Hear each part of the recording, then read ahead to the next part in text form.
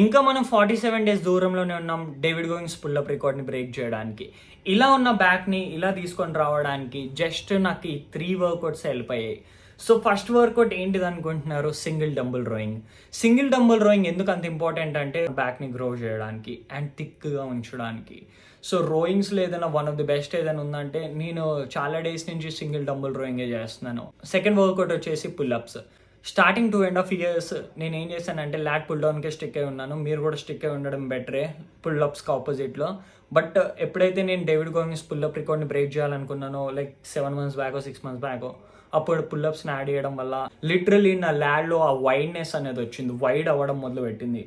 So pull ups literally one of the best workout మన బ్యాక్ని grow చేయడానికి, ఇట్లా పెద్దగా ఉంచడానికి.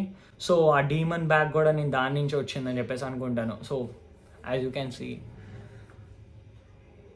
లిటరలీ ఇంత పెద్దగా నాకు దాని నుంచి అయ్యాను అనిపిస్తుంది. So one of the best workout, అస్సలు మీరు నెగ్లెక్ట్ చేయకండి. అండ్ ఇంకొకటి ఏంటిదంటే బోనస్, మీరు పుల్ డౌన్స్ చేస్తే ఇంకా బెటర్. పుల్ డౌన్స్లో నేనైతే డ్రాప్ సెట్స్ చేయడానికి ఎక్కువ ఇష్టపడతాను. డ్రాప్ సెట్స్ చేసేటప్పుడు one of the best feeling వస్తుంది నాకు, నా బ్యాక్లో లైక్ ఎక్కువ గ్రో అవుతుందని చెప్పేసి. ఇంకొక టిప్ కూడా ఇస్తాను మీకు. ఏంటిదంటే మీరు ల్యాట్ పుల్ డౌన్ చేసేటప్పుడు చాలామంది ఇట్లా మొత్తం వదిలేనాక ల్యాడ్ని ఫ్రీ వదిలేస్తారు ఇలా. సో ల్యాడ్ని ఇలా ఫ్రీ వదలకండి, ఇట్లా యాక్టివేట్ చేసి ఉంచండి, దెన్ పుల్ చేయండి, దెన్ మళ్ళీ తీసుకొని వెళ్ళండి, మళ్ళీ పుల్ చేయండి. సో ఈ మూమెంట్ ఉంచండి. ల్యాడ్ని యాక్టివేట్ చేసి ఉంచితే ఏమవుతుందంటే అప్పుడు మీరు ఇంకా ఎక్కువ ఇంటెన్స్గా మీ ల్యాడ్ని బ్రేక్ చేయగలరు. సో అప్పుడే కదా గ్రో అవుతుంది. అండ్ ఫైనలీ థర్డ్ వర్కౌట్ వచ్చేసి V-bar సీటెడ్ పుల్స్. లైక్ చాలామంది ఇగ్నోర్ చేస్తారు, బట్ మీ వర్కౌట్లు ఇది యాడ్ చేసుకోండి. ఫైనల్లీ ఏదైనా బోనస్ స్టెప్ ఉందంటే నేను ఎప్పుడు ప్రాపర్గా డైట్ ఫాలో అవ్వకపోయినా ఏం చేయకపోయినా కన్సిస్టెంట్గా జిమ్కి అయితే వెళ్ళేవాడిని. అండ్ ఎవ్రీ వీక్ నా బ్యాక్ వర్కౌట్ని అయితే ఫాలో అయ్యేవాడిని. Like it will take time. మీరు ఎవ్రీ వీక్ వెళ్ళి మీ బ్యాక్ని హిట్ చేస్తూ ఉండాలి. అది 1 or 2 మీ ఇష్టం అది.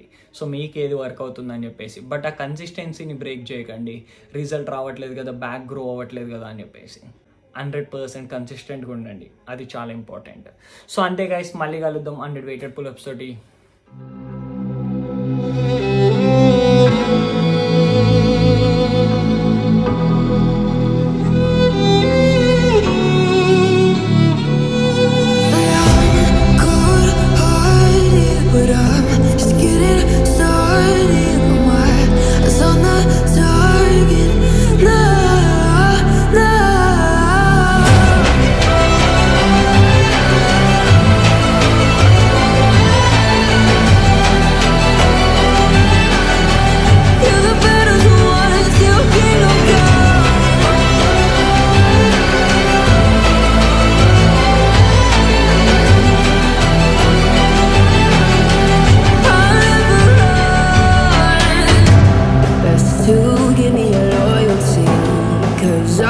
Taking the world, you'll see.